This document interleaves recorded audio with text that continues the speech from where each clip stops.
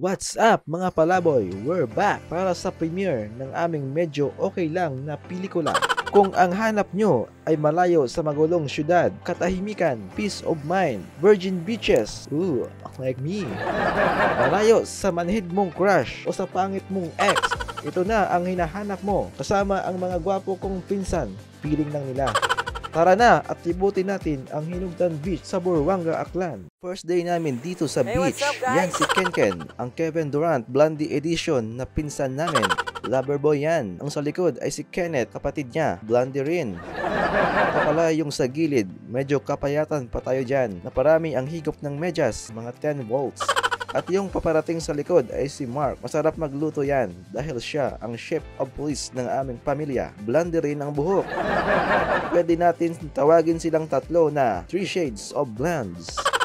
Matapos ang 2 oras na rides, eto na kami at chill lang sa pinong buhangin. Ang sarap sa feeling guys, nakakatanggal ng pagod sa mahanupan ng malamig na beer. Feeling mga rich kids, libre lang pala ng parents.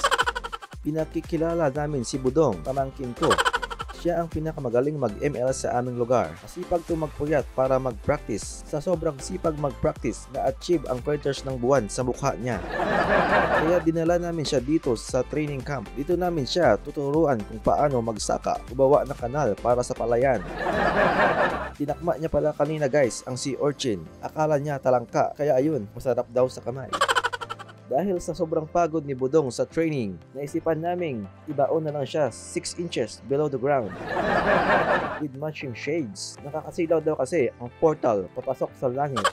Napansin ko pala guys, sa 2 magkapatid, parang yin at yang, black and white.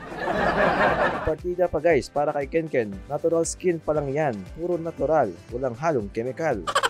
Balik tayo kay Budong. Tinambakan pa namin siya ng buhangin. Kulang na lang sindihan ng apoy sa ilalim para gawing uling. Ito pala guys, ang spa treatment para mawala ang craters and volcanoes sa mukha niya. Sa second day namin dito sa Hinugdan Beach, sinama ko pala si Tropang Sidrich. Dito lang siya nakatira sa malapit guys. Mga 100 kilometers ang lapit.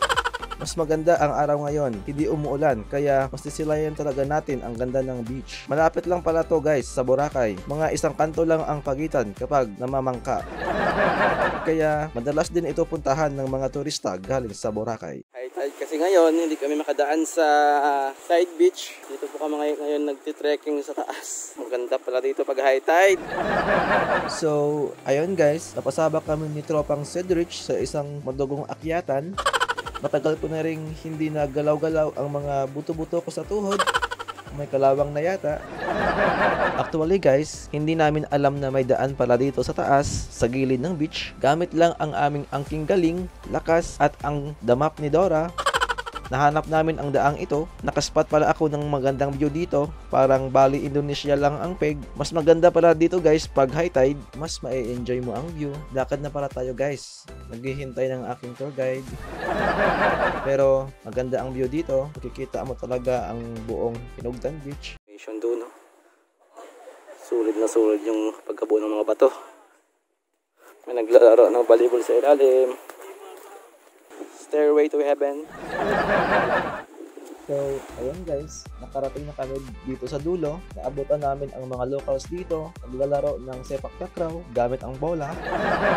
Nakakaingit guys. Laro-laro lang sila dito sa magandang beach. Samantalang kami doon sa amin, sa kanal ng palayan, o di kaya sa brown naming ilog. Minsan kasama mo naliligo ang kalabaw. May libreng kulot ng kuhol. Paminsan-minsan sa ilog, yung tipong pagsisid mo, tapos pag-ahon mo, may floating gold mines ka na sa ulo. May oras ding nagbabatuhan ng putik. Minsan, akala mo putik pa, yun pala gold mines na. Yung naghahabulan kayo sa ilog na nakabrief lang, minsan wala pa. Ang saya talaga ng childhood experience nating mga batang 90s.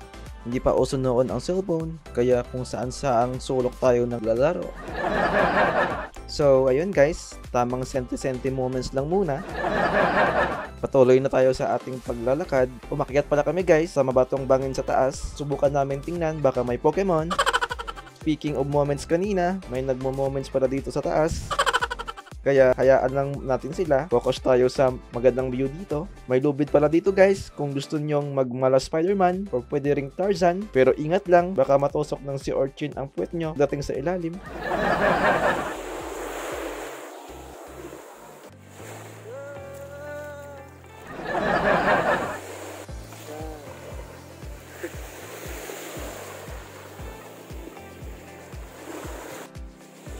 Dan!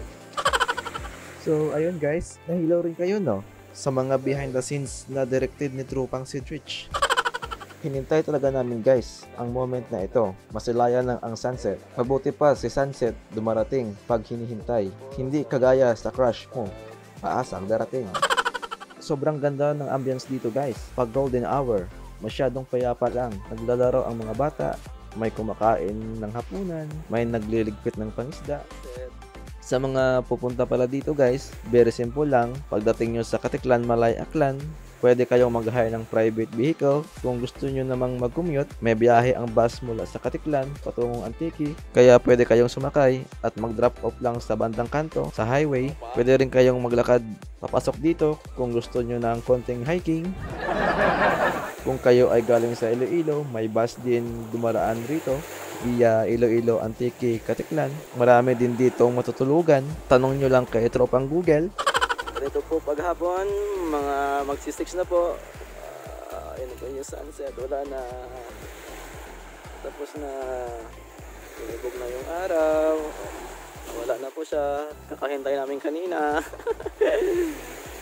Uuwi na kami. Sa dito ako matutulog ngayon sa Katiklan, sa bahay nila Tropang Sidrich.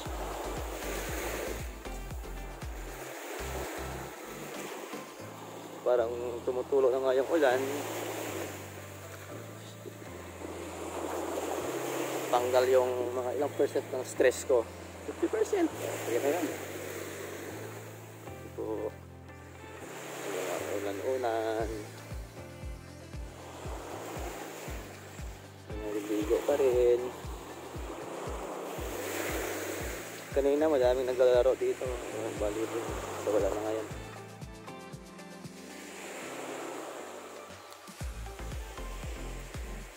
Ganda. Ganda mag-overnight dun. Tapos sunset, pauwi na kami.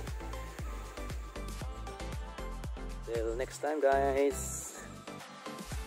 Newton Beach.